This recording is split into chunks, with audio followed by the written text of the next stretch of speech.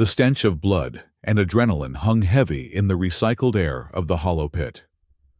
Kai Valor's labored breath echoed inside his helmet as he circled his opponent, a hulking Pralaxian, with skin like volcanic rock and eyes that burned with a primal fury. The creature wielded its serrated blade with deadly precision, each swing carving arcs of danger through the stale atmosphere. The crowd roared from their tiered seats surrounding the circular arena, a cacophony of alien tongues, betting on who would leave the pit breathing. Credits changed hands as rapidly as the fighters exchanged blows, fortunes rising and falling with each near miss and successful strike.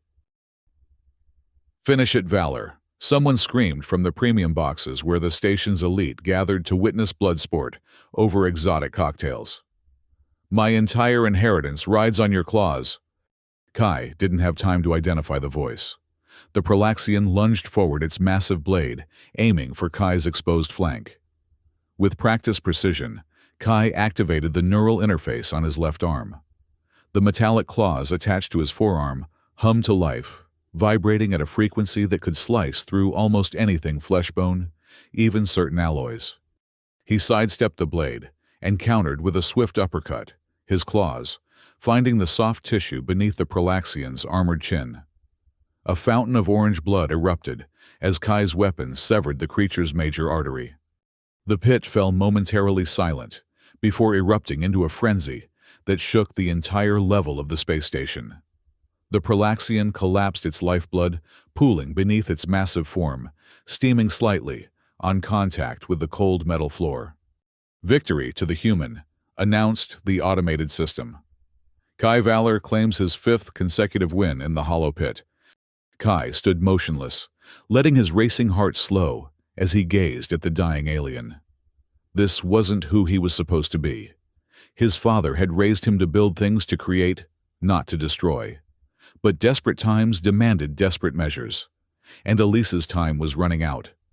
As he turned to exit the arena, his eyes drifted upward to the sponsor's box where Grixmar, the Hollow Pit's promoter, sat surrounded by his entourage of bodyguards and companions. The Luridian's scaled face revealed nothing, but Kai knew what this victory meant. 5 consecutive wins. The terms of their agreement had been fulfilled. Tonight, he would have enough credits to buy his sister's freedom from the hellish minds of Cygnus 4. The corridor leading from the arena to the fighters' quarters was dimly lit, the walls stained with substances Kai preferred not to identify. His muscles ached from the exertion of the fight, but it was a satisfying pain, the kind that presaged victory. He reached his sparse quarters and immediately went to the small communication terminal. The device was ancient, with wires exposed and a screen that flickered intermittently, but it was his only connection to Elise. Kai punched in the complex code sequence that would route his message through multiple relays, obscuring its origin from the mining corporation's surveillance. After several tense moments, the screen filled with static before resolving into the gaunt face of his sister. "Kai." Elise's voice was thin, weaker than during their last communication. Her once vibrant brown hair hung limp around her face, and dark circles shadowed her eyes. "You're alive." "I told you I would be," Kai forced a smile. "And I've got good news. I won the tournament. Grix is paying out tonight enough to buy your contract and secure passage off that rock." Hope flickered across Elise's features, but it was quickly tempered with concern. You didn't kill anyone, did you?" Kai hesitated. "I did what I had to do. The Pralaxian knew the risks when he entered the pit." "But Kai—" "Listen to me," he cut her off, his voice dropping to a whisper. "The overseers can't know I'm coming.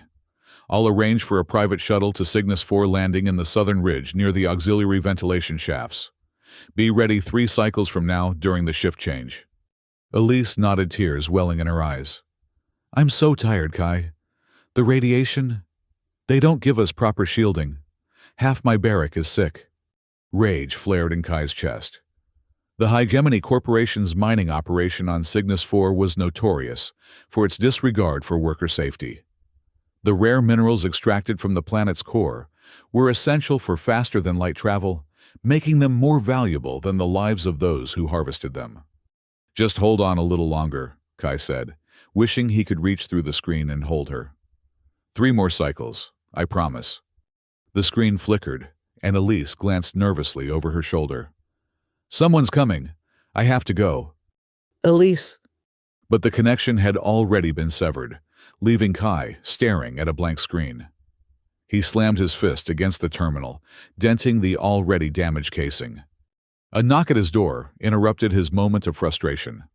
Kai quickly composed himself, hiding his concern beneath the stoic mask he'd perfected since becoming a pit fighter. Enter, he called. The door slid open with a mechanical groan to reveal Maddox, one of Grixmar's numerous assistants. The small, rodent-like humanoid fidgeted nervously, his whiskers twitching as he surveyed Kai's quarters. Master Valor. Maddox squeaked. Promoter Grix requests your presence for the payment ceremony. The audience is most eager to witness your compensation. Kai frowned. Public payment ceremonies weren't standard procedure in the Hollow Pit. Typically, winners received their credits via anonymous transfer to avoid the attention of thieves and tax collectors. Tell Grix I'll be there shortly, Kai said, reaching for a clean shirt. And Maddox, make sure he has the full amount ready. No games, no deductions for expenses this time. Maddox's whiskers twitched more rapidly.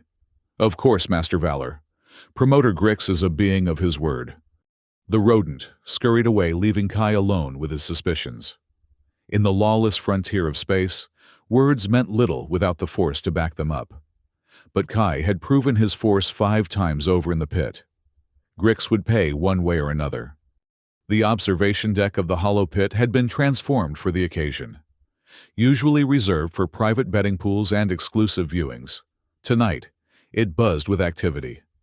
Holographic displays showcased Kai's most brutal victories in the arena, and servers circulated with exotic beverages that changed color when exposed to different emotional states. Kai entered the room to thunderous applause.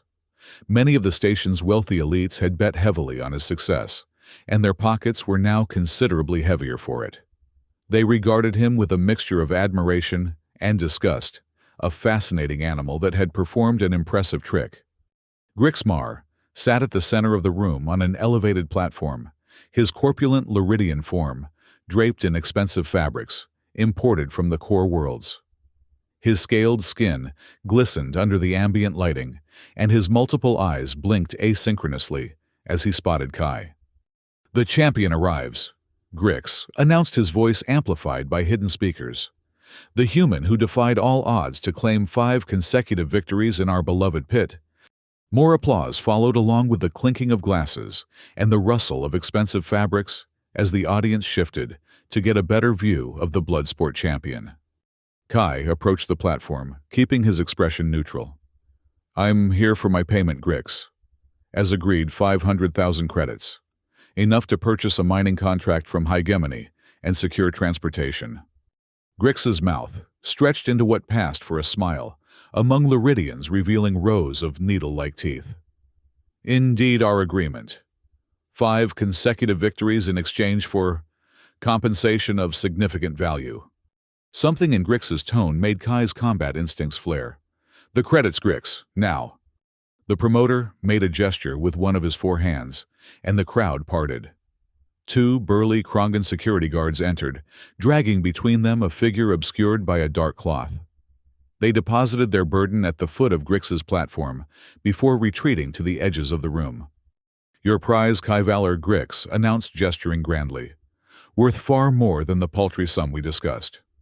With a flourish, one of the Krongans pulled away the cloth, revealing a humanoid figure kneeling on the floor. It was clearly female, with skin the color of pale jade, streaked with patterns that resembled circuitry.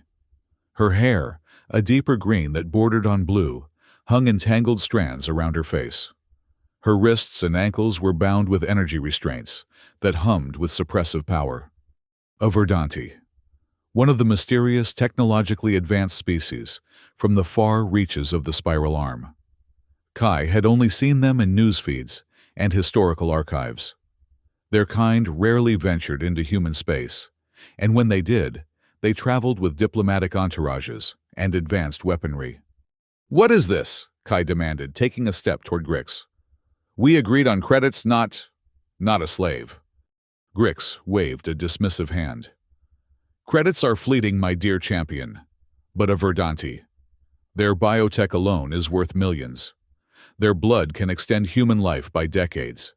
And this one." He leaned forward, his eyes gleaming with avarice. "This one was captured during a raid on a diplomatic vessel. Imagine what secret she might hold."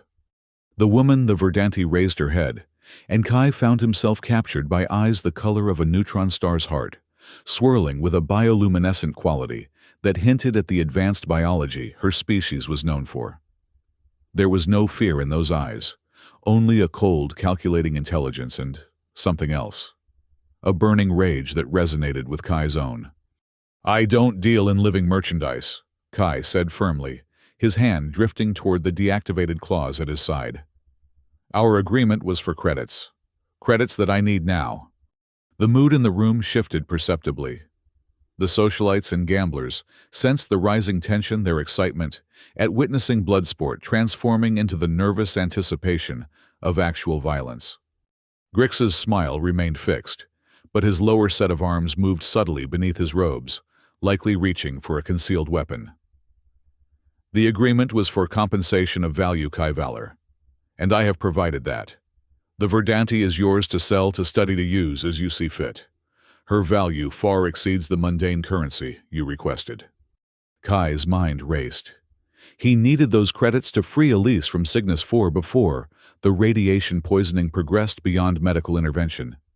Each cycle that passed decreased her chances of full recovery. But he also knew that arguing further with Grix would be futile. The promoter had an audience, and backing down would make him appear weak.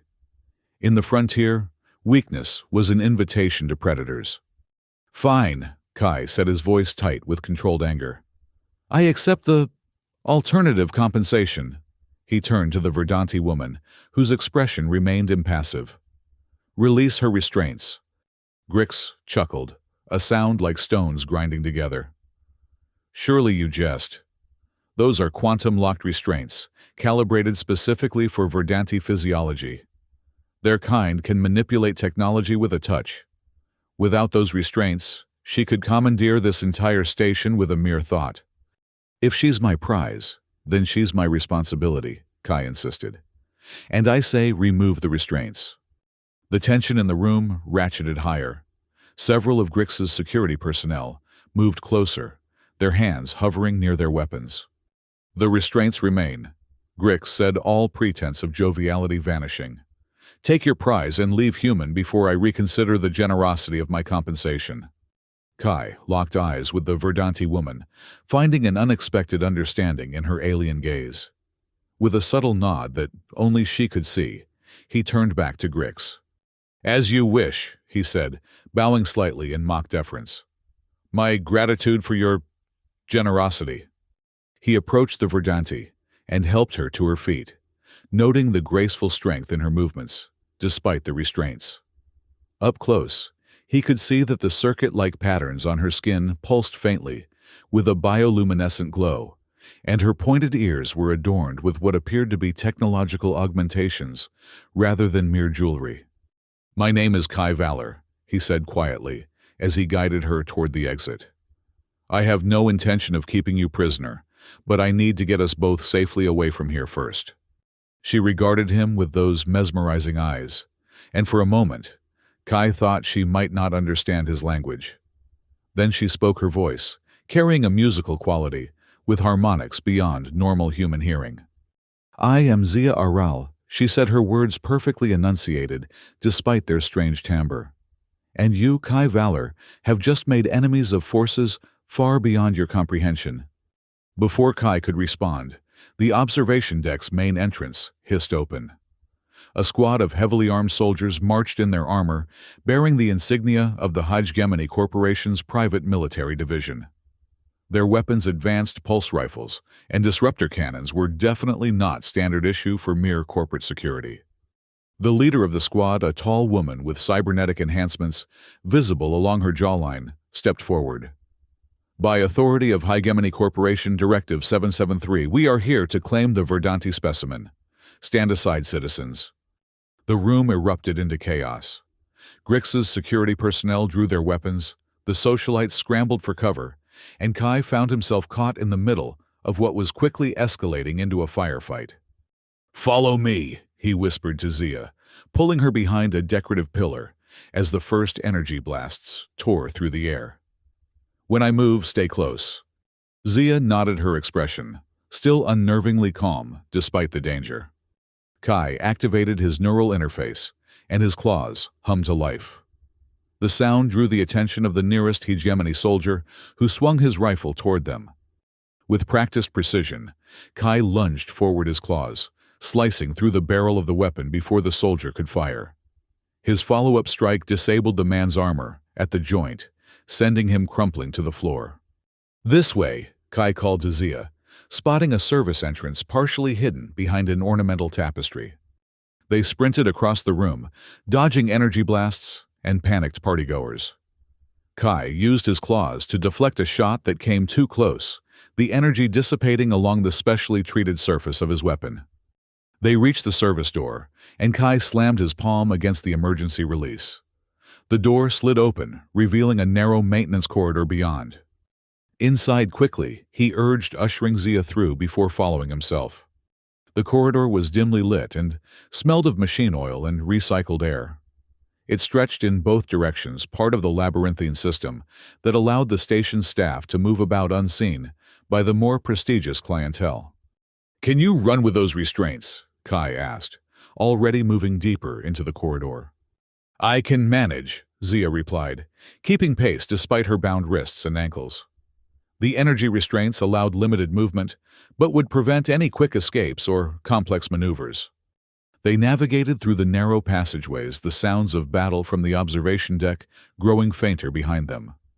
Kai led them through a series of turns, his internal map of the station built over months of fighting in the pit, guiding their escape. "Why would Hegemony send armed forces for you?" Kai asked, as they paused at an intersection to catch their breath. "What makes you so valuable?" Zia's luminescent eyes studied him with an intensity that made Kai uncomfortable. "If I tell you your life as you know it will end, are you prepared for that, human?"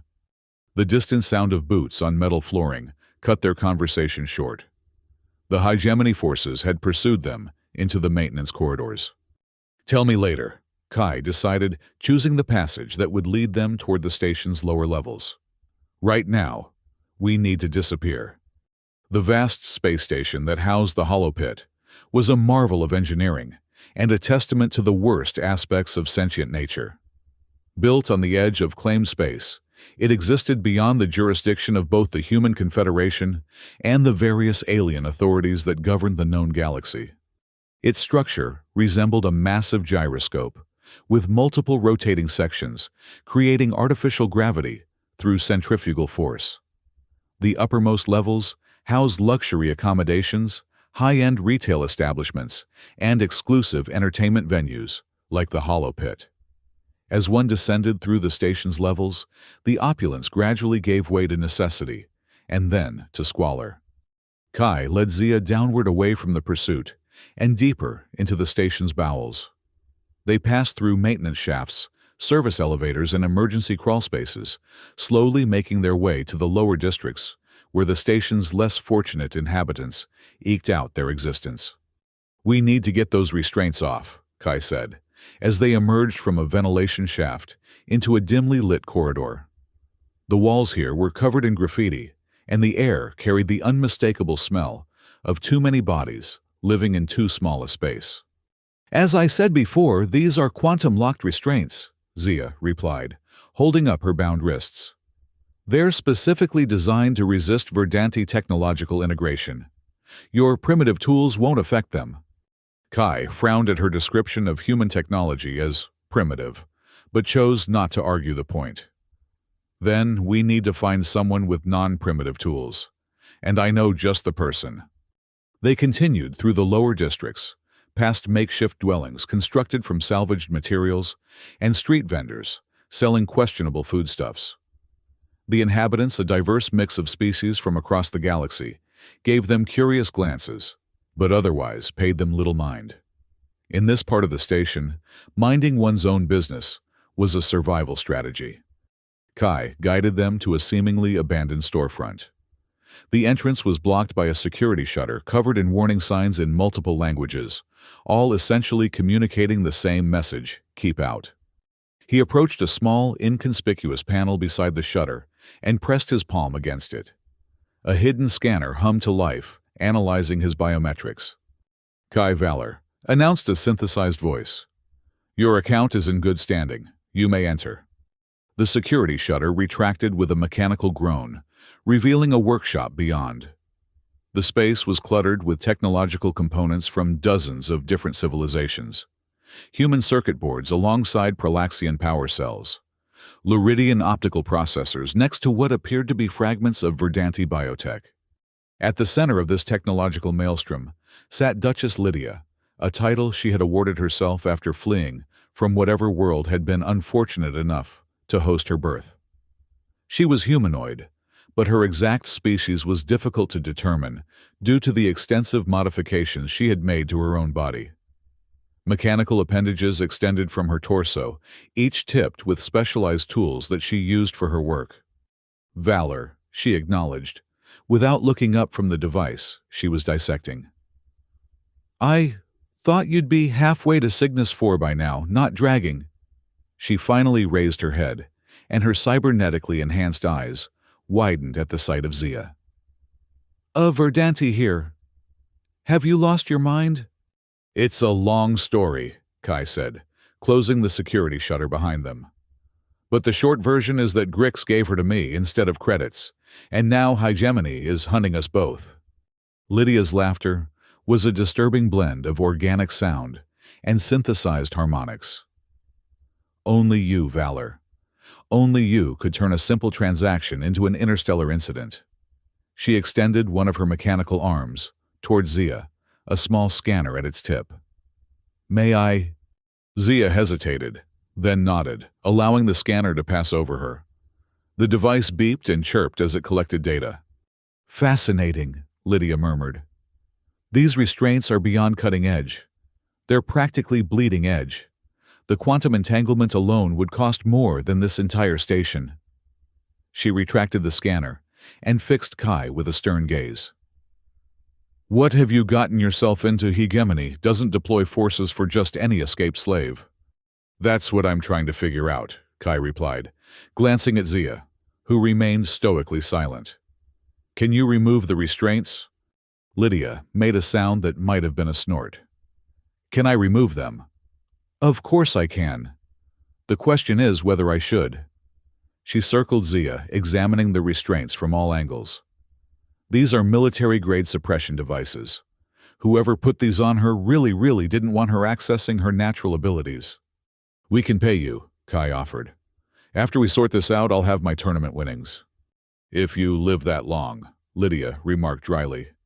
She seemed to consider the proposition for a moment before sighing. Fine, but not because of your non-existent credits. I've been waiting years for a chance to examine Verdanti tech up close. She gathered several tools and approached Zia. This might tingle, or it might feel like your molecular structure is being unraveled. Verdanti nervous systems are still something of a mystery to us, primitive species. Zia's expression remained neutral, but Kai noticed the slight tension in her shoulders as Lydia began working on the restraints. Various tools extended from the Duchess's mechanical appendages, probing and analyzing the quantum locks. While she works, Kai said, turning to Zia, maybe you can explain why Hegemony is so interested in you. Zia's luminescent eyes studied him for a long moment before she spoke. What do you know of Project Ascension? Kai frowned. Never heard of it. It is a Hegemony initiative, Zia explained, her voice low, despite the privacy of Lydia's workshop. They seek to combine Verdanti genetic material with human DNA, creating hybrid soldiers with our technological integration abilities, but without our ethical constraints. Ethical constraints, Kai repeated. My people can communicate with technology, meld with it, direct it with thought alone, Zia said. But we are bound by strict ethical protocols that prevent us from using these abilities to harm sentient life. Project Ascension aims to create hybrids without these constraints, living weapons that can infiltrate and control any technological system. Lydia, who had been listening while she worked, let out a low whistle. That explains the high-level restraints, and why Hegemony would send a strike team to retrieve you. She connected two devices to the restraints on Zia's wrists, and they began to pulse with an alternating rhythm. If what she's saying is true, Valor, you've stumbled into something far bigger than a tournament prize. Kai ran a hand through his hair, his thoughts racing. But why would Grix have a Verdanti captive? He's a small-time promoter, not a corporate scientist. Grix is merely a pawn. Zia said, her tone suggesting this should have been obvious. The Hollow Pit provides perfect cover for various illegal operations, weapons trading, information exchange, and occasionally the transfer of valuable specimens, like myself.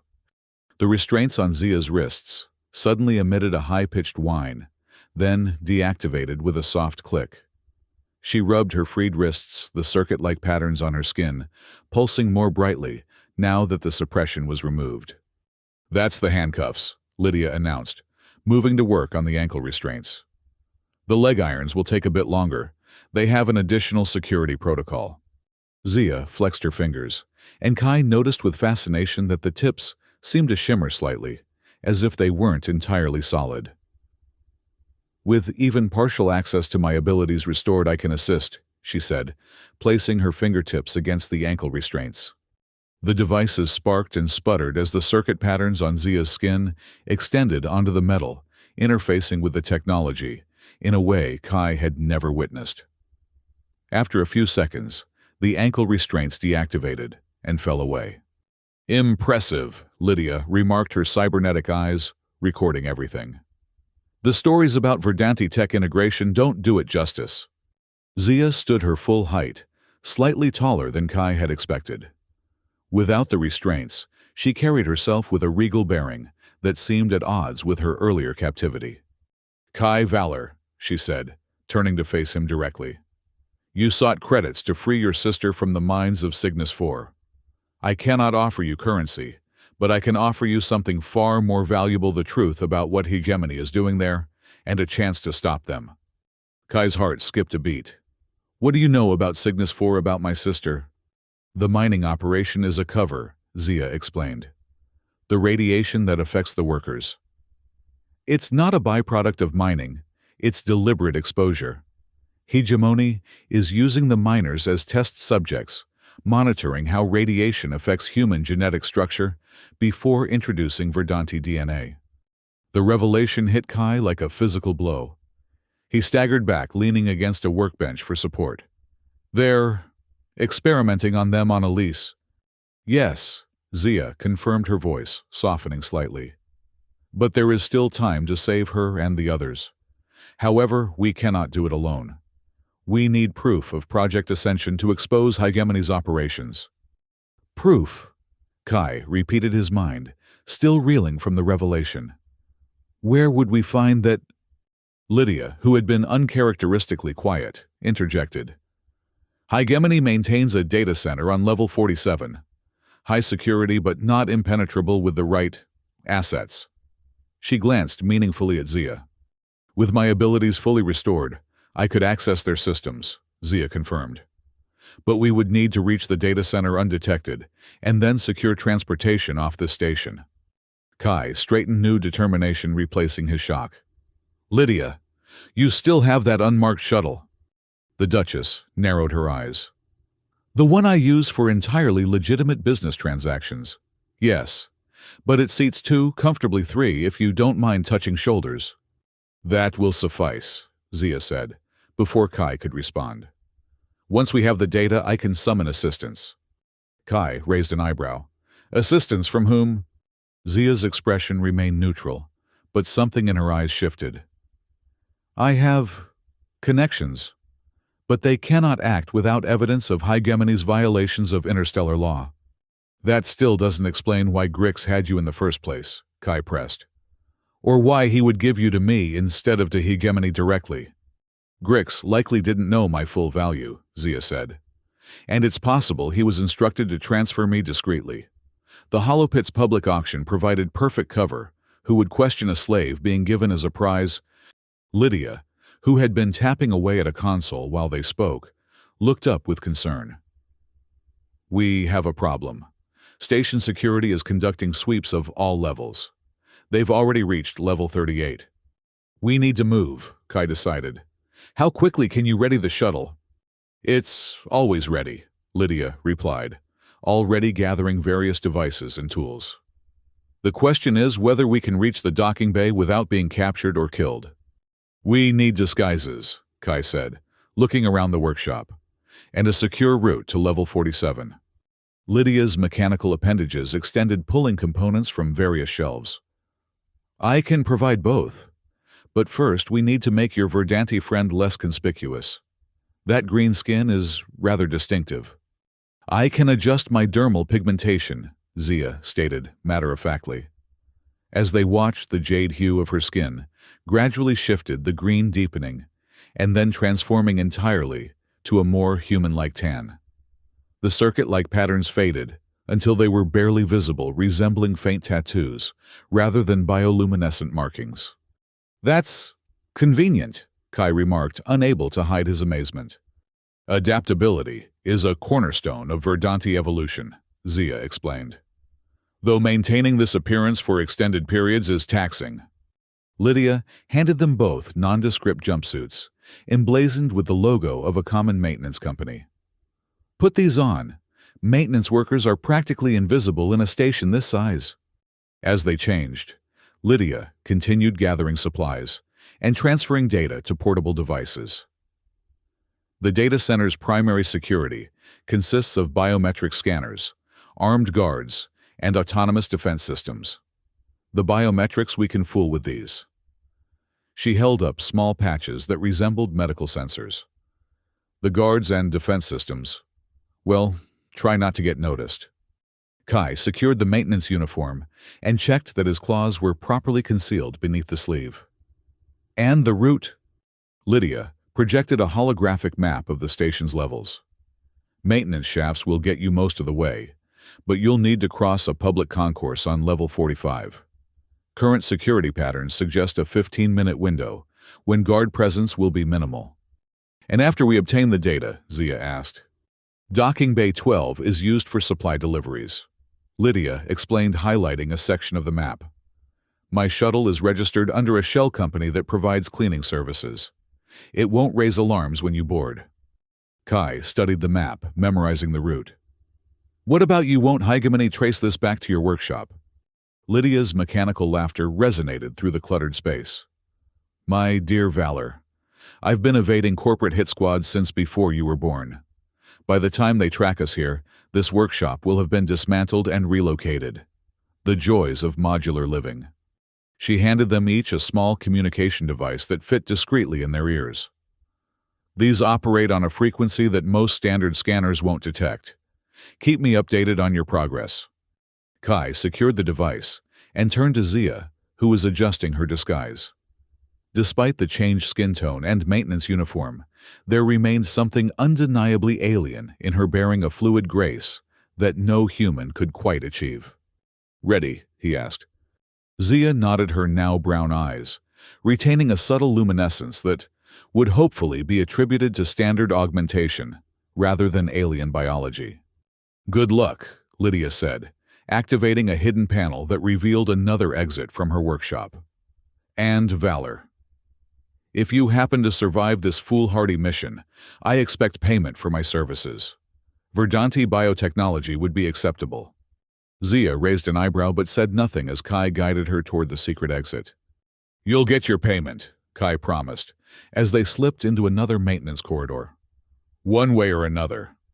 The door sealed behind them, leaving them alone in the dimly lit passage that would begin their journey to the heart of Hegemony's operations. The journey through the station's service corridors was tense, but uneventful.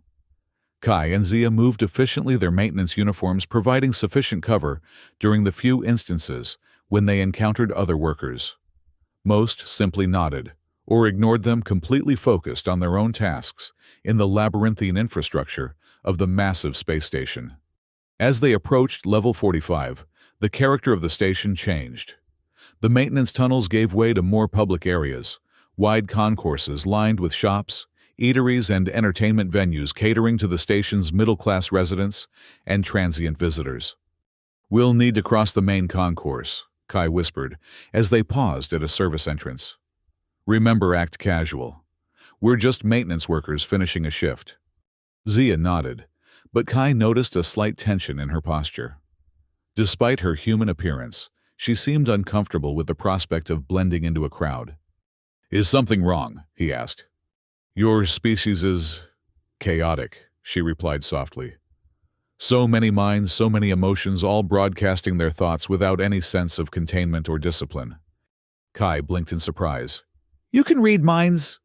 "Not in the way your fiction depicts," Zia clarified. "But Verdanti are naturally empathic. We sense emotional states, surface thoughts. In a concentrated area like this," she gestured toward the bustling concourse beyond the door, "it can be overwhelming. Can you block it out?" "Partially. I'll manage." She straightened her shoulders, adopting the slightly hunched posture of a worker at the end of a long shift. "Let's proceed." They emerged onto the concourse, immediately engulfed by the controlled chaos of station life. Holographic advertisements floated above the walkways, promoting everything from luxury goods to enhancement surgeries. The air was filled with a cacophony of languages, both organic and synthetic, as members of various species conducted their business. Kai led them through the crowd, maintaining a measured pace, not too slow to attract attention, but not so fast as to appear suspicious. He noticed Zia occasionally wincing slightly, presumably as they passed individuals with particularly strong emotional states. They were halfway across the concourse when the station's public announcement system activated with a shrill tone that cut through the ambient noise. "Attention all residents and visitors," announced a synthesized voice. "Security Protocol Omega-7 is now in effect. All civilians are required to present identification upon request. Failure to comply may result in detention. This measure is temporary and for your protection." Kai felt his heart rate increase. Protocol Omega-7 was the station's second highest security alert, typically reserved for terrorist threats or imminent structural failures. Neither was likely the case today. This was clearly a measure to find them. "Keep walking," he murmured to Zia. "Don't look at the security personnel." At the far end of the concourse, a checkpoint had been established. Station security officers were scanning identification chips and conducting visual inspections of anyone seeking to pass. "We need another route." Kai decided, subtly changing direction toward a commercial area filled with restaurants and retail establishments. Zia followed his lead, her movements fluid, despite the obvious discomfort caused by the crowded environment. "There," she said quietly, indicating a service door partially hidden behind a decorative plant arrangement. "Maintenance access." Kai nodded, and they casually made their way toward it. The door required an access code, but before Kai could reach for the falsified credentials Lydia had provided, Zia placed her palm against the scanner. The circuit-like patterns on her skin became momentarily visible as she interfaced with the technology. The door slid open without triggering any alarms. "That's a useful trick," Kai remarked, as they slipped through, finding themselves in another maintenance corridor. "One of many," Zia replied, her skin returning to its human disguise. "Though each use increases the risk of detection. Hegemony has sensors calibrated to detect Verdanti technological signatures." They continued through the maintenance passage, which gradually sloped upward as it led them to the upper levels of the station. The industrial aesthetic of exposed pipes and conduits was a stark contrast to the polished opulence of the public areas they had left behind. As they approached level 47, the atmosphere grew noticeably tenser. Security cameras became more frequent, and occasionally they passed automated sentry drones that hovered silently, their sensors sweeping the corridors for unauthorized personnel. "Lydia," Kai whispered into his communication device. "We're approaching the data center. Any updates on security patterns?" After a brief burst of static, the Duchess's voice responded. "They've doubled the human guards since the alert went out. 4 at the main entrance, 2 at each secondary access point. The automated systems remain unchanged: motion sensors, heat detection, and pattern recognition." "Can we bypass them?" Kai asked, glancing at Zia. "I need direct access to interface with their systems," Zia replied. "But there might be another way." She closed her eyes briefly, as if concentrating on something beyond human perception. "There's an auxiliary cooling system for the data servers. It connects directly to the central processing units to prevent overheating." Lydia's voice crackled through the communicator. "Cooling duct CX-47. Access point should be in Maintenance Junction 47B, approximately 20 meters ahead of your current position." They found the junction exactly where Lydia had indicated. It was a cramped space, filled with control panels and environmental regulation equipment. Among the machinery, a large ventilation duct was labeled CX-47 in faded lettering. "This leads directly to the server room," Kai asked, examining the duct. It was wide enough for a person to crawl through, though it would be a tight fit. "It circulates cooled air to prevent the servers from overheating," Zia confirmed. "The ducts must be large enough to accommodate maintenance workers." Kai removed the access panel, revealing the dark tunnel beyond.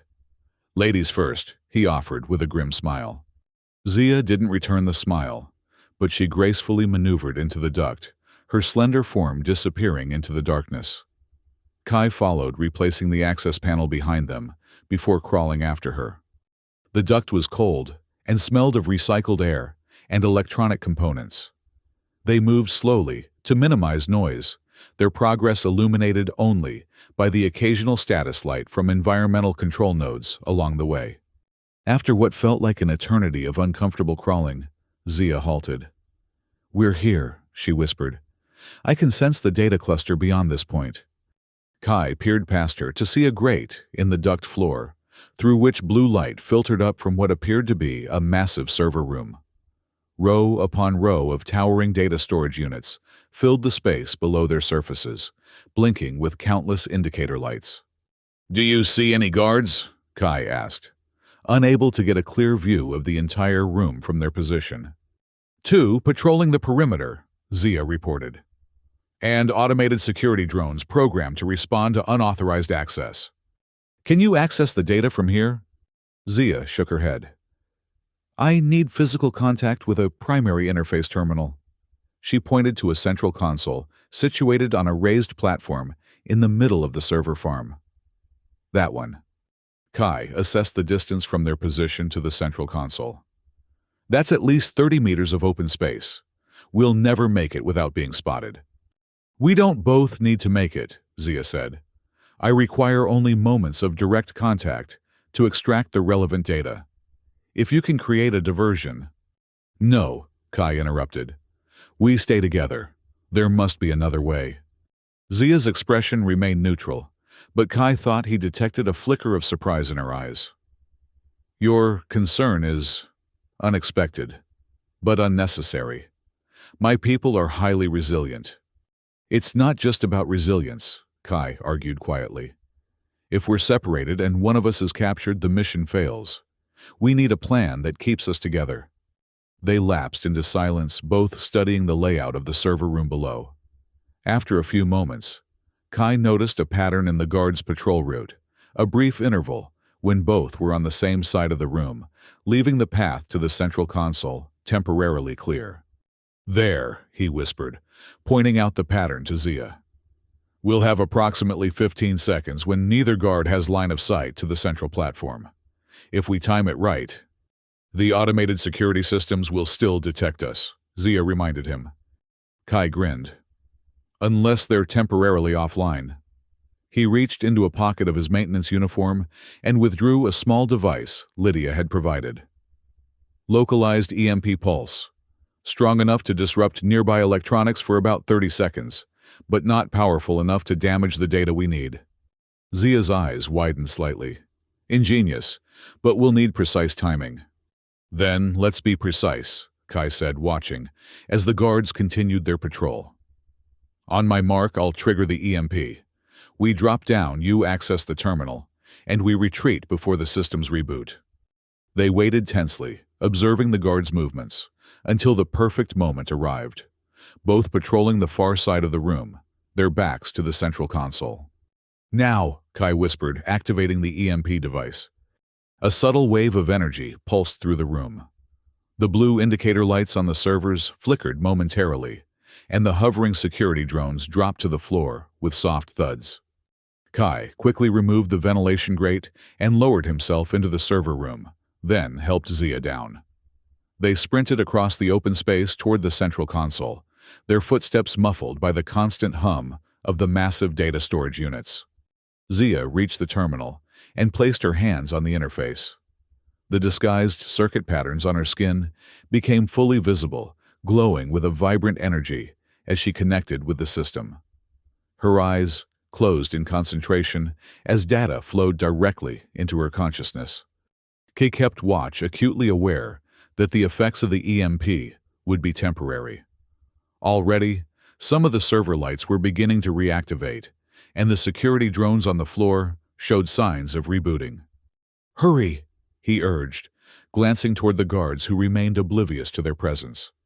"I have it," Zia announced, her voice strained with the effort of processing so much information simultaneously. "Project Ascension data, operational protocols, test, subject records, everything." "Then let's go," Kai said, already moving back toward their entry point. But it was too late. The security systems had recovered faster than anticipated. An alarm blared through the server room, and red warning lights began to flash. The previously incapacitated drones rose from the floor, their weapon systems activating as they identified the intruders. "Run!" Kai shouted, grabbing Zia's arm and pulling her toward the ventilation duct. The guards had drawn their weapons and were sprinting toward them from across the server room. Energy blasts tore through the air, impacting the servers around them in showers of sparks and debris. Kai activated his claws, deflecting a blast that came dangerously close to Zia's head. "Can you reach the duct?" he asked, positioning himself between her and the approaching guards. Zia's expression had changed. Gone was the calm, somewhat detached demeanor, replaced by a fierce determination. "Yes, but I won't leave you behind." "Not planning on staying," Kai assured her, slashing his claws through an approaching security drone. The device sparked and fell, but two more immediately took its place. They backed toward the ventilation shaft, Kai, continuing to deflect energy blasts, while Zia used her technological integration abilities to temporarily disable any drones that came too close. When they reached the shaft, Kai boosted Zia up first, then leapt to catch the edge himself. A blast struck his leg as he climbed, sending a wave of burning pain up his thigh, but he managed to pull himself into the duct. "Move!" he gasped, crawling forward despite the pain. They scrambled through the ventilation system, the sounds of alarm and pursuit echoing behind them. Kai could feel warm blood soaking through his uniform pants, but the adrenaline kept the worst of the pain at bay. "Lydia," he called into his communicator. "We've been compromised. Route to Docking Bay 12. "Security is mobilizing throughout the upper levels," came the Duchess's response. "Take the emergency evacuation shaft at junction 47C. It drops directly to level 39 near the docking bays." They followed her directions, finding the evacuation shaft, a steep, ladder-equipped tube designed for rapid descent during station emergencies. Without hesitation, they began the climb down, the sounds of pursuit growing fainter above them. By the time they reached level 39, Kai's injured leg was throbbing with each movement, and he could feel his strength beginning to wane. "You're hurt," Zia observed as they exited the evacuation shaft into a dimly lit corridor. "I'll manage," Kai replied through gritted teeth. "Docking Bay 12 should be this way." They moved as quickly as Kai's injury would allow, navigating through the less traveled corridors of the station's mid-level. Emergency announcements continued to blare over the station's communication system, but they seemed focused on the upper levels, where they had breached the data center. As they approached Docking Bay 12, Lydia's voice came through their communicators once more. The shuttle is prepped and ready. Authorization code for entry is Alpha 9 Zeta Epsilon. The docking bay was surprisingly quiet when they arrived. It was primarily used for supply deliveries, and at this hour, most of the regular shipments had already been processed. A few automated loading drones moved silently among the crates, but no human personnel were visible. Kai spotted Lydia's shuttle immediately. It was a nondescript cargo hauler, its hull painted with the faded logo of a cleaning service company.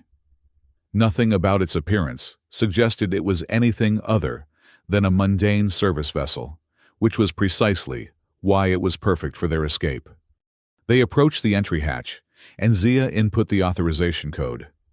The door slid open with a soft hiss, revealing a cramped but functional interior. As promised, it had seating for two at the control console, with limited additional space in the rear cargo area. "Can you fly this?" Kai asked, limping inside and collapsing into one of the seats. "Better than you realize," Zia replied, sliding into the pilot's position with surprising familiarity. Her fingers danced across the controls, and the shuttle's systems hummed to life. Through the viewport, Kai could see security personnel beginning to enter the docking bay, their weapons drawn as they searched among the various vessels. "We need to leave now," he urged, watching, as one of the guards pointed in their direction. Zia activated the ship's engines, which roared with far more power than a standard cargo hauler should possess.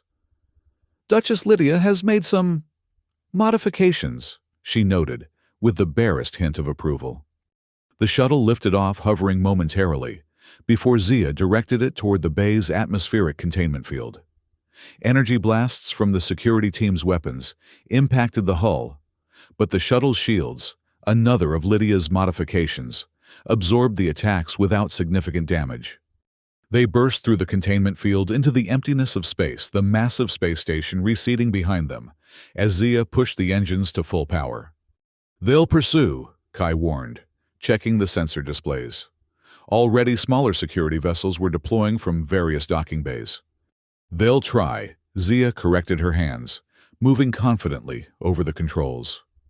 The stars outside the viewport seemed to stretch as the shuttle accelerated to speeds that defied its humble appearance.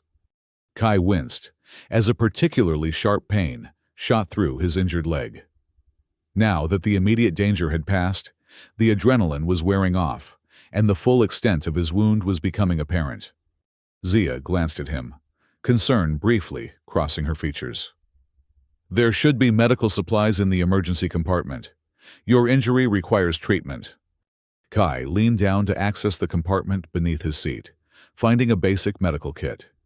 He cut away the fabric of his pants to reveal a deep energy burn on his outer thigh.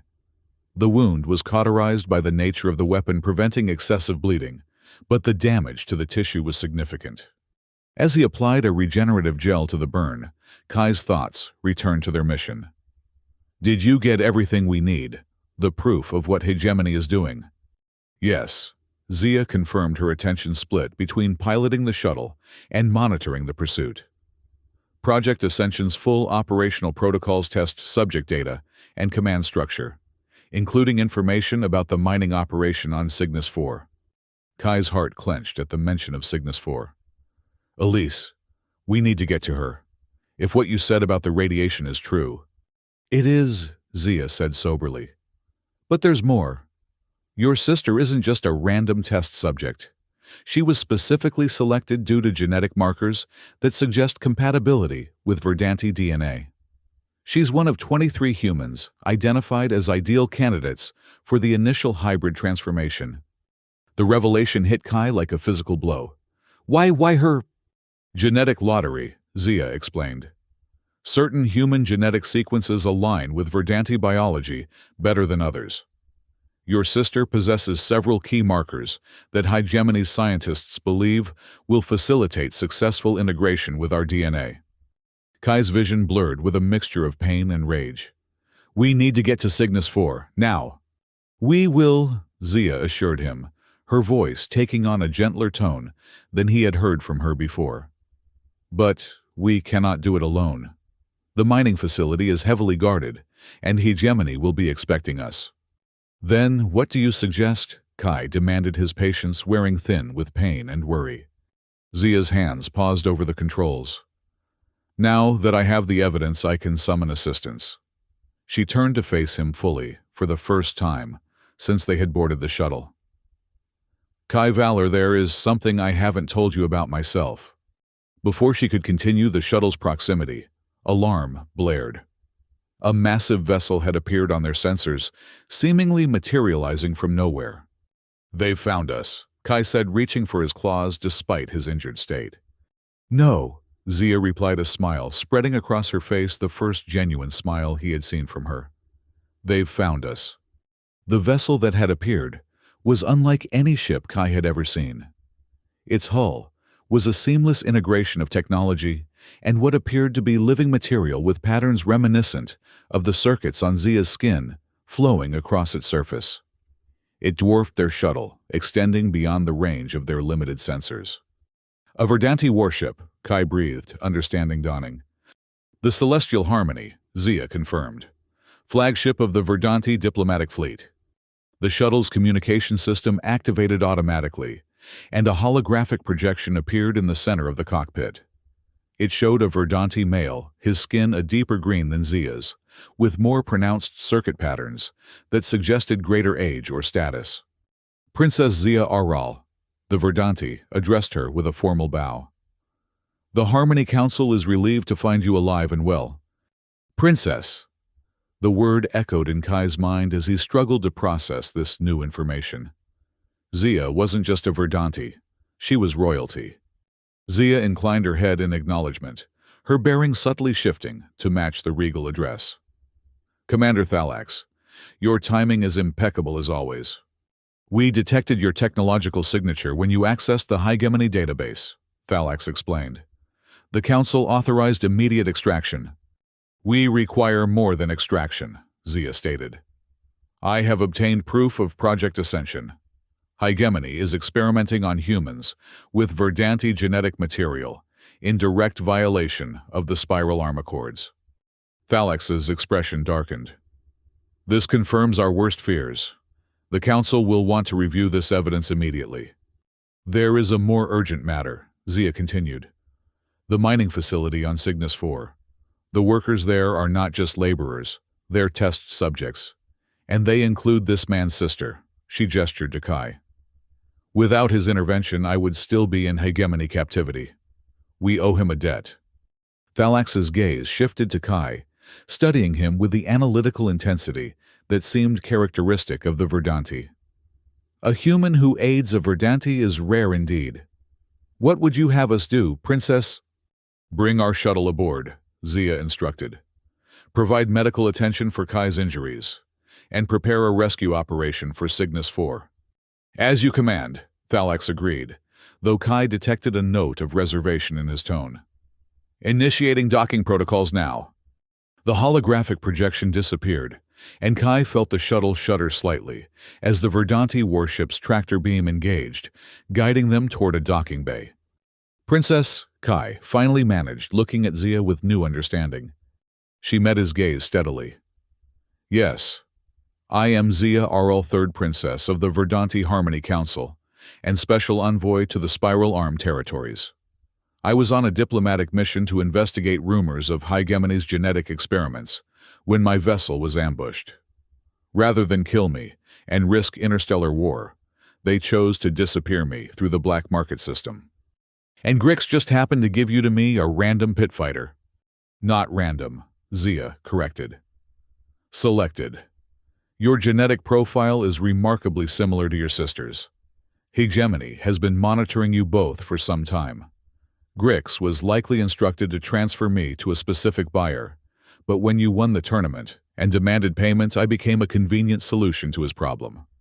The shuttle was now fully within the Verdanti warship, the docking bay closing around them like the petals of a massive flower. The technology was unlike anything Kai had ever witnessed, organic and mechanical elements working in perfect harmony. What happens now? He asked, the pain in his leg momentarily forgotten in the face of these revelations. Now, Zia said, rising from her seat with the grace of someone born to command. We save your sister. And perhaps in doing so, we forge a new understanding between our peoples. The shuttle's door opened to reveal a delegation of Verdanti officials waiting to receive them. Unlike Zia, they made no attempt to disguise their alien nature. Their green skin displayed intricate circuit patterns that pulsed with energy, and their attire, a seamless blend of grown and crafted materials, marked them as members of an advanced civilization. Welcome aboard the Celestial Harmony. Commander Thalax greeted them, stepping forward from the delegation. Princess Zia, we have prepared your quarters, and for the human... He hesitated clearly, uncertain about the protocol for an unexpected guest. Kai Valor is to be treated as an honored ally, Zia declared firmly. His injuries require immediate attention, and his knowledge of Hegemony's operations is invaluable to our mission. Thalax bowed in acknowledgement. Of course, Princess. We have prepared a medical bay with adaptations for human physiology. As they disembarked from the shuttle, Kai found himself surrounded by technology so advanced it bordered on the miraculous. The walls of the ship seemed alive, pulsing with the same energy that flowed through Verdanti's skin. Lighting adjusted automatically to accommodate his human vision, and the atmosphere shifted subtly to provide a more comfortable breathing mixture. Two Verdanti medical officers approached with what appeared to be a hovering stretcher. Please allow us to transport you to the medical bay, one offered her voice, carrying the same musical quality as Zia's. Kai hesitated, his natural wariness of unknown technology asserting itself. Zia noticed his hesitation and placed a reassuring hand on his arm. You can trust them, she said quietly. Verdanti healing technology is far beyond what you're accustomed to, but it's perfectly safe for humans. Your wound will be fully healed within hours, rather than weeks. With a reluctant nod, Kai allowed himself to be helped onto the stretcher. The surface adjusted to his body, providing perfect support, while applying no pressure to his injured leg. I'll join you shortly, Zia promised. I must first report to the Council and transfer the data we recovered. As Kai was transported through the corridors of the Verdanti warship, he marveled at the seamless integration of biology and technology. What had initially appeared to be decorative patterns on the walls revealed themselves to be functional systems, information displays, environmental controls, and communication networks, all woven into the very fabric of the vessel. The medical bay continued this theme of biological technology. Instead of the cold, sterile environment of human medical facilities, it resembled a living garden. Plants with distinct medicinal properties grew from specialized containers, and diagnostic equipment seemed to emerge organically from the walls and ceiling. Please remain still, instructed the chief medical officer of Verdanti, with particularly complex circuit patterns that Kai assumed indicated advanced specialization. Our systems will analyze your injury and formulate a treatment specific to your biology. A gossamer thin field of energy enveloped Kai's wounded leg. It tingled slightly, but caused no pain. Holographic displays materialized above him, showing detailed images of the damage to his tissues on a cellular level. Interesting, the medical officer commented. Human cellular regeneration is quite different from our own, but not incompatible with our treatment methodologies. This should not take long. True to his word, within minutes, Kai felt a soothing warmth spread through his injured leg as new tissue began to form beneath the energy field. The pain receded rapidly, replaced by a pleasant sensation similar to the afterglow of physical exercise. As the treatment progressed, Kai's thoughts turned to Elise. If she was indeed being subjected to radiation as part of Hegemony's experiments, what damage had already been done?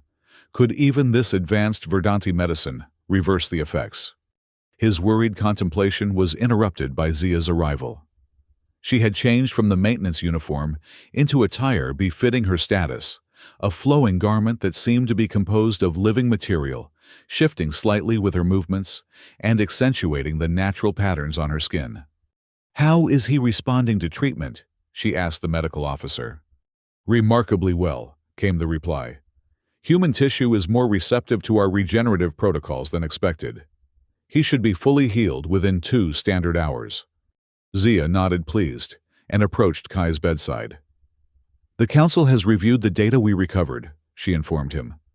They've authorized an immediate intervention at Cygnus 4. Will they rescue all the workers? Or just Elise? Kai asked, unwilling to prioritize his sister's safety over that of others suffering the same fate. All of them, Zia assured him. This isn't merely a rescue mission. It's a direct response to hegemony's violations of interstellar law. The corporation's activities constitute crimes against both our peoples. Kai felt a weight lift from his shoulders. Thank you. Don't thank me yet, Zia cautioned. Hegemony won't surrender their test subjects without resistance. The facility on Cygnus 4 is heavily defended, and a direct assault could put the workers at risk. We need a more surgical approach. A small team, Kai suggested, already thinking tactically despite his position in the medical bay. Enter through the ventilation shafts I mentioned before disable their security systems, and evacuate the workers before Hegemony realizes what's happening. Precisely, Zia agreed. And who better to lead such a team than someone familiar with the facility's layout? Kai met her gaze. I'm going with you. If our medical officer clears you for duty, yes. I've already requested that the council include you in the operation planning. The medical officer who had been monitoring Kai's treatment interjected. He will be physically capable, Princess. But I would recommend at least 1 hour of rest after the regeneration process completes. His body needs time to adjust to the accelerated healing. Zia nodded. Then we have time to refine our strategy. The celestial harmony will reach Cygnus 4 in approximately 4 hours. By then, we must be fully prepared. The ship's journey to Cygnus 4 passed quickly as Kai recovered and participated in planning the rescue operation. Verdanti tactical officers presented detailed scans of the mining facility, revealing security measures and patrol patterns that would have been impossible to detect with human technology. The plan they developed was elegant in its simplicity. A small team consisting of Kai Zia and 4 Verdanti specialists would infiltrate the facility through the southern ventilation shafts, the same route Kai had planned to use for Elise's escape. Once inside, they would systematically disable security systems, neutralize any resistance, and evacuate the workers to waiting transport vessels. Meanwhile, the Celestial Harmony would remain in orbit its advanced cloaking technology, rendering it invisible to Hegemony's sensors. Only when the ground team confirmed the successful evacuation would the warship reveal itself, providing cover fire, if necessary, to ensure their escape. We should depart from the ship using a shuttle with human identification markers, Kai suggested during the final briefing. Hegemony will be watching for Verdanti vessels, but a human mining transport might pass initial scans. Commander Thalax nodded approvingly. A wise precaution. We have several captured vessels in our inventory that would serve this purpose. As the briefing concluded and the team dispersed to make final preparations, Zia drew Kai aside to a private observation deck. Through the transparent viewport, the swirling colors of hyperspace surrounded them, creating an almost meditative atmosphere. There's something you should know before we arrive, she said, her expression solemn. The data we recovered included detailed reports on all test subjects, including your sister. Her exposure to radiation has been significant. Kai felt his newly healed muscles tense. What does that mean? Can she be treated? Yes, but the process will be complex, Zia explained. The radiation was specifically designed to alter her DNA, preparing it for integration with Verdanti genetic material. Some changes have already begun at the cellular level. Are you saying she's becoming like you? No, not exactly. The changes are preliminary, designed to make her more receptive to further modifications. But reversing them will require specialized treatment available only in Verdanti medical facilities. Kai absorbed this information, his jaw tight with controlled emotion. Will she still be herself after the treatment? Zia's luminescent eyes softened with understanding. Yes. The changes are physical, not mental. Her memories, her personality, these remain intact. and our physicians are confident they can restore her human genetic baseline without lasting effects. Relief washed through Kai, followed immediately by renewed determination. Then let's get all of them out of there. The final hour of their journey was spent in quiet preparation. Kai was provided with a suit of Verdanti design, lightweight, but stronger than any armor he had worn in the pit, with integrated systems that would enhance his natural abilities while protecting him from environmental hazards. His claws, which had been damaged during their escape from the data center, were repaired and enhanced by Verdanti weapon specialists. The new design maintained the familiar form, but incorporated elements of Verdanti technology, making them more efficient and deadly than before. When they finally emerged from hyperspace near Cygnus 4, Kai's first view of the planet was from the command deck of the Celestial Harmony. It was a desolate world of rust-colored deserts and shallow acidic seas, valuable only for the rare minerals buried deep within its crust. The mining facility was visible from orbit, a sprawling industrial complex carved into a mountain range near the planet's equator. Massive excavation equipment created open pits that scarred the landscape, while processing plants belched toxic smoke into the already inhospitable atmosphere. Sensors detect approximately 300 human life signs within the facility, reported a Verdanti officer. Vital signs indicate varying levels of radiation exposure and malnutrition. And security forces, Thalax inquired. 87 armed personnel, primarily concentrated in the central administrative complex and outer perimeter. Automated defense systems include 23 sentry turrets and a planetary shield generator. Kai studied the tactical display, identifying the section where mining crew barracks were located. Elise would be housed here with the female workers, he indicated. If the radiation exposure is as targeted as you suggested, they might have segregated the primary test subjects from the general population. Zia nodded. Scan for anomalous radiation signatures within the living quarters. The tactical officer adjusted the sensors, and a new pattern emerged on the display. A separate section of the barracks showed elevated levels of a specific radiation type 1 that matched the profile described in the Project Ascension data. There, Zia confirmed. 23 humans exhibiting the radiation signature, consistent with Hygemony's genetic modification protocol. Kai felt a mixture of dread and hope. They had found Elise, but the confirmation that she was indeed part of Hygemony's experiments made the danger to her all the more real. We need to move quickly, he urged. If Hygemony has realized we've obtained their data, they might accelerate their timeline or attempt to move the test subjects. Agreed, Thalax said. The incursion team will deploy immediately via modified shuttle. The Celestial Harmony will maintain cloaked orbit and monitor the situation. Should extraction become compromised, we are authorized to use whatever force necessary to ensure your return. The team assembled in the launch bay, where a captured human mining shuttle awaited. It had been minimally modified to accommodate the Verdanti technology required for their mission, while maintaining its original appearance to any external scans. As they boarded, Kai found himself impressed by the efficiency and focus of the Verdanti specialists. Despite being members of a royal diplomatic fleet, rather than a dedicated military force, they moved with the precision and discipline of elite soldiers.